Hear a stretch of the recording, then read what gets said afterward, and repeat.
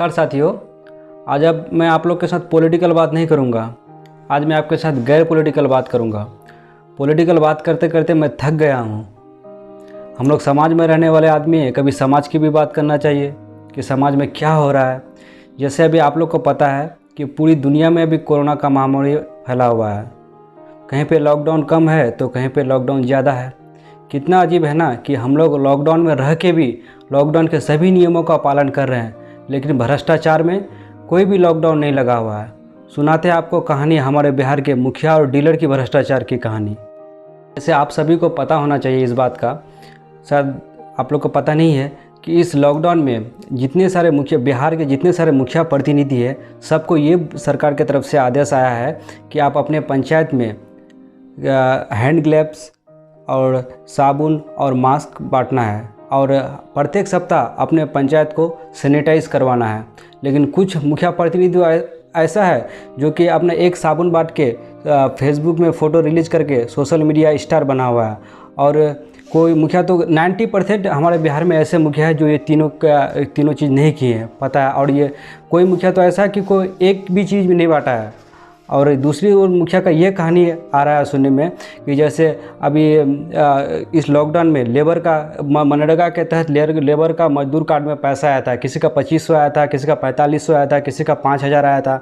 तो इसमें तो लेबर को खुशी होने की बात है, लेकिन खुशी हमारे यहाँ मुखिया हो रहा है, क्योंकि मुखिया बोल रहा है कि ये मेरा पैसा है। लेकिन सरकार का ये आदेश है कि लेबर कार्ड में जितना भी पैसा है सारा लेबर का पैसा है, लेकिन लेबर सारा पैसा नहीं ले पा रहा है। जहाँ पे 2500 आया तो मुखिया 200 रुपया लेबर को देके 2300 रुपया मुखिया अपने पास रख लेता है। और दूसरी ओर आपको कहानी सुना रहे हैं हमारे डीलर भाई के भ्रष्टाचार की कहानी। जैसे कि आपको पता है कि जो 2017 या 18 के बाद जो भी राशन कार्ड का अप्लाई किया था, अगर उसका लिस्ट में नाम आया है तो उसको राशन देना है। लेकिन बहुत जगह ये चीज़ नहीं हो रहा है, डीलर भाई इसको राशन नहीं दे रहे हैं। और आपको पता होना चाहिए इस बात का कि इस लॉकडाउन में अगर किसी के पास राशन कार्ड नहीं भी है और अगर उसका फिंगर भी अगर नहीं पकड़ता है तो मुखिया को ये बोला गया है कि आप उसको उस कैंडिडेट कि आपको डीलर के साथ मिलके, अगर जो भी आपका पंचायत में ऐसा कोई आदमी है कि उसको राशन का ज़रूरी है लेकिन उसका फिंगर भी नहीं लग रहा है, उसका लिस्ट में नाम भी नहीं है, तो उसको राशन देना है। अब हमारे डीलर भाई तो सोचेंगे कि राशन कहाँ से, उसका तो नाम ही नहीं है। क्योंकि पूरे बिहार में कोई ऐसा डीलर नहीं है हमारे यहाँ कि जिसको अलॉटमेंट अगर 50 कुंटल का मिला है कि वो 50 कुंटल बांटे। और जिसका अगर अलॉटमेंट 50 कुंटल का मिला है तो वो 45 कुंटल डायरी मेंटेन तो 50 कुंटल का करता है, लेकिन वो डिस्ट्रीब्यूट 45 कुंटल का ही करता है। ये पूरे बिहार के डीलरों की कहानी है।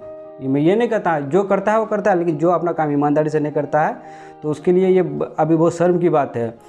तो अगर यही चीज़ दिल्ली में होता, ये भ्रष्टाचार अगर दिल्ली में होता, दिल्ली के टीवी एंकरों के लिए 24 घंटा डिबेट का एक हिस्सा बन जाता कि कैसे कैसे लोग बिहार में मुखिया प्रतिनिधि बने हुए, कैसे लोग बिहार में डीलरी कर रहे हैं।